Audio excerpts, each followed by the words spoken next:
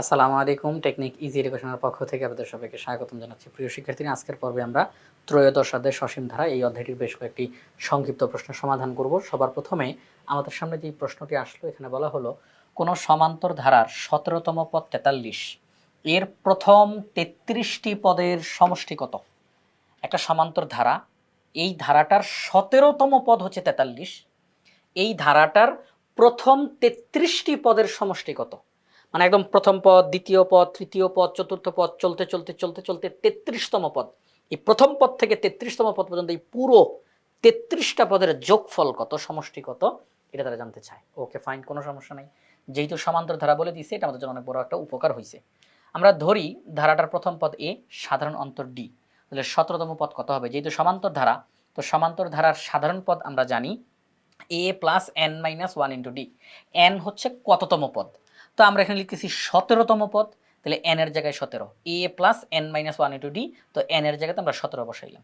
তো ১৭ থেকে ১ বিয়োগ করলে ১৬ ডি, তাহলে ১৭তম পদ মানে কত? এ প্লাস 16 ডি। ১৭তম পদ মানে কত? এ প্লাস 16 ডি। প্রশ্নে বলা আছে ১৭তম পদ ৪৩, আমরা বের করলাম ১৭তম পদ এ প্লাস 16 ডি। প্রশ্নে বলা ১৭তম পদ ৪৩, আমরা বের করলাম ১৭তম পদ এ প্লাস 16 ডি। তাহলে আমরা দুইটাকে পরস্পর সমান বলতে পারি। তাহলে প্রশ্ন মতে a plus 16 d equal to 43, a plus 16 d equal to 43। আচ্ছা ঠিক আছে, আমরা এটা পেলাম ১৭তম পদ ৪৩, তাহলে এ প্লাস 16 ডি ইকুয়াল টু 43। এবার আসেন, আমাদের প্রশ্নে বলছে প্রথম ৩৩টি পদের সমষ্টি বের করো। সমান্তর ধারার ক্ষেত্রে প্রথম n সংখ্যক পদের সমষ্টির সূত্র কি? প্রথম n সংখ্যক পদের সমষ্টি, প্রথম n সংখ্যক পদের সমষ্টির সূত্র কি? n/2 into 2a plus n minus 1 into D. এখন যেহেতু আমাদের প্রশ্নে বলছে ৩৩টি পদের সমষ্টি কত, তাহলে n এর জায়গায় ৩৩ বসাই দিব, n এর জায়গায় ৩৩ বসাই দিব। ওকে আচ্ছা, তাহলে আমরা লিখলাম প্রথম ৩৩টি পদের সমষ্টি s 33, সামেশন অফ 33। আচ্ছা, তো ৩৩টি পদের সমষ্টি, তো n এর জায়গায় 33 বসাই, n এর জায়গায় 33 বসাই, 33/2 into 2a plus 33 minus 1 into D. আমরা 33 থেকে 1 বিয়োগ করলে হয় 32 ডি। আমরা এখান থেকে 2 কমন নিতে পারি, দেখেন অনেক সহজ, এখান থেকে 2 কমন নিতে পারি, তাহলে 2 কমন নিলাম, তাহলে 2 দিয়ে এটাকে ভাগ করলে a প্লাস 16 ডি। প্রিয় শিক্ষার্থীরা, 2 2 কাটা, a প্লাস 16 ডি এর মান আপনারা সবাই জানেন 43। a প্লাস 16 ডি এর মান কত? 43। তাহলে 33 গুণ 43, 33 গুণ 43, তাহলে 33 আর 43 গুণ দিলে হয় 1419। তার মানে এখানে যেই ধারার কথা বলা হচ্ছে সমান্তর ধারাটা, সেই ধারার প্রথম 33টি পদের সমষ্টি 1419।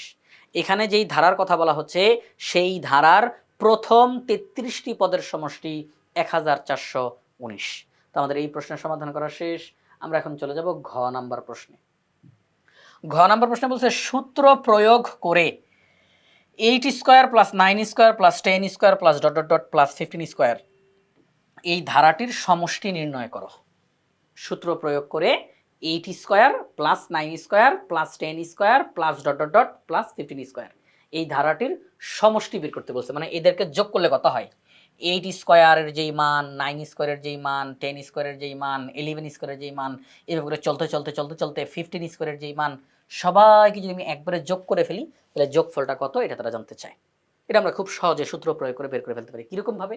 খেয়াল করে দেখেন, এখানে 8, এখানে 9, এখানে 10, এরপরে 11, তারপরে 12, তারপর 13, 14, 15, অর্থাৎ 8 থেকে 15 পর্যন্ত এখানে আছে। 8 থেকে 15 পর্যন্ত সংখ্যাগুলোর বর্গ, 8-এর বর্গ, 9-এর বর্গ, 10-এর বর্গ, 11-এর বর্গ, এভাবে করে চলতে চলতে 15-এর বর্গ। তাহলে 8 থেকে 15 পর্যন্ত এই স্বাভাবিক সংখ্যাগুলোর বর্গের সমষ্টি এখানে আছে। তো আমরা এটা টেকনিক্যালি এই প্রশ্নের সমাধানটা বের করে ফেলতে পারি। কিভাবে করে? প্রথম n সংখ্যক স্বাভাবিক সংখ্যার বর্গের সমষ্টির আমরা একটা সূত্র জানি, সেটা হচ্ছে Sn equal to n into n plus 1 into 2n plus 1 divided by 6। এখানের মধ্যে এই n দ্বারা আপনি কয়টি পদের সমষ্টি বের করতে চান সেটা বোঝানো হচ্ছে। আপনি যদি বলেন যে 5টি পদের সমষ্টি দিলে n এর মান 5 বসাবেন, যদি বলেন 10টি পদের সমষ্টি দিলে n এর মান 10 বসাবেন। তাহলে প্রথম n সংখ্যক স্বাভাবিক সংখ্যার বর্গের সমষ্টি, বর্গের সমষ্টি n into n plus 1 into 2n plus 1 divided by 6। এখন আমরা যে কাজটা করব, প্রিয় শিক্ষার্থীরা সবাই খেয়াল করেন, টেকনিকটা খেয়াল করেন। আমরা করব কি, একদম 1 থেকে আরম্ভ করব। 1 স্কোয়ার, 2 স্কোয়ার, এভাবে করে চলতেছে চলতেছে, 8 স্কোয়ার, 9 স্কোয়ার, চলতেছে চলতেছে 15 স্কোয়ার। অর্থাৎ একদম 1 স্কোয়ার থেকে আরম্ভ করে 15 স্কোয়ার পর্যন্ত আমরা যাব। 1 স্কোয়ার থেকে আরম্ভ করে একেবারে 15 স্কোয়ার পর্যন্ত আমরা যাব। অর্থাৎ স্বাভাবিক সংখ্যা আরম্ভ হয় কত থেকে? 1 থেকে। তাহলে স্বাভাবিক সংখ্যা 1 থেকে আরম্ভ করে স্বাভাবিক সংখ্যা 15 পর্যন্ত এই প্রত্যেকটা সংখ্যার বর্গের এবার সমষ্টিটা বের করে ফেলবো। 1 থেকে 15 পর্যন্ত প্রত্যেকটা সংখ্যার বর্গ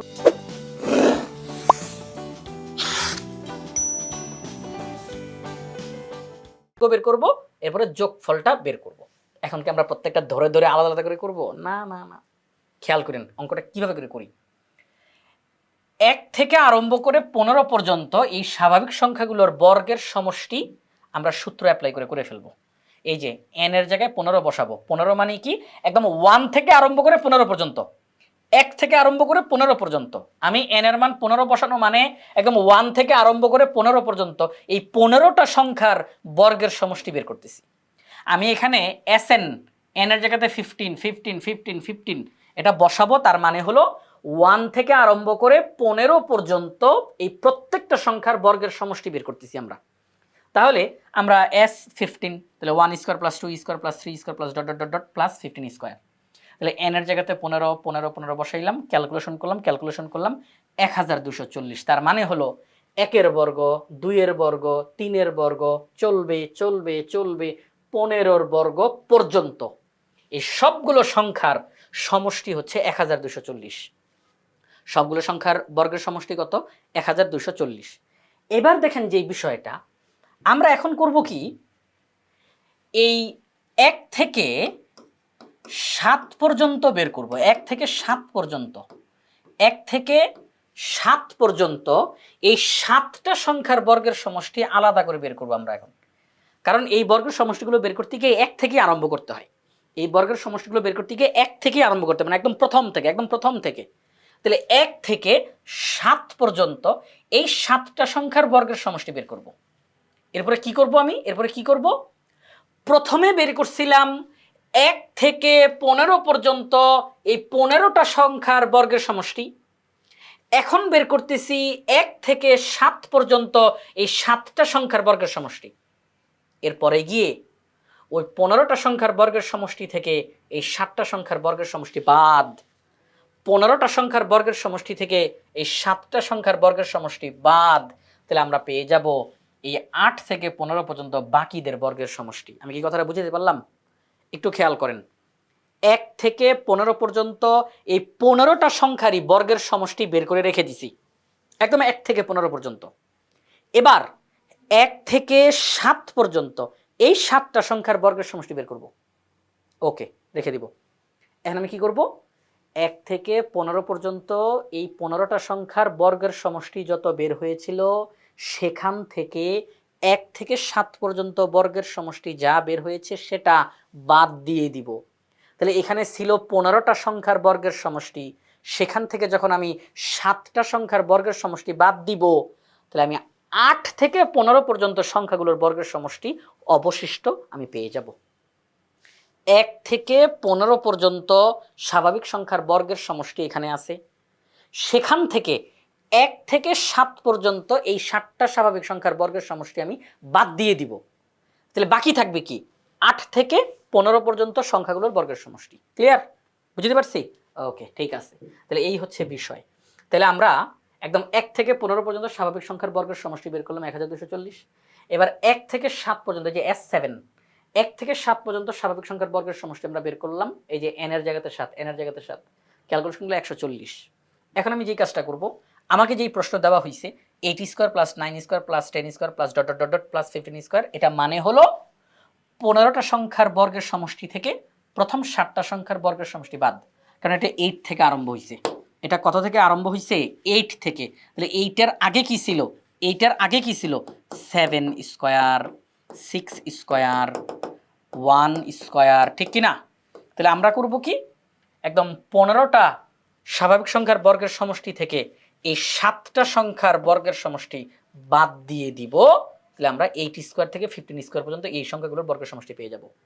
তাহলে S15 এর মান হচ্ছে 1240, S7 এর মান হচ্ছে 140, বিয়োগ করলে হয় 1100, 1100, অর্থাৎ 8 স্কয়ার থেকে 15 স্কয়ার পর্যন্ত এই সংখ্যাগুলোর বর্গের সমষ্টি 1100।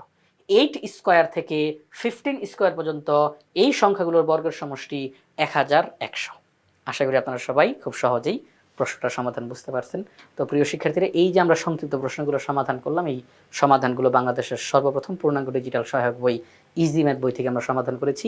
ইজি ম্যাথ বইয়ে প্রত্যেকটা টপিক্সের সমাধান করে দিয়ে সেগুলোর ভিডিও ধারণ করে পাশে কিউআর কোড দেওয়া আছে, অর্থাৎ শিক্ষার্থীরা যে কোনো সময় প্র্যাকটিস করতে গিয়ে পাশে থাকা কিউআর কোড স্ক্যান করার সাথে সাথে ওই নির্দিষ্ট টপিক্সের সমাধানের ভিডিও তার সামনে চলে আসবে।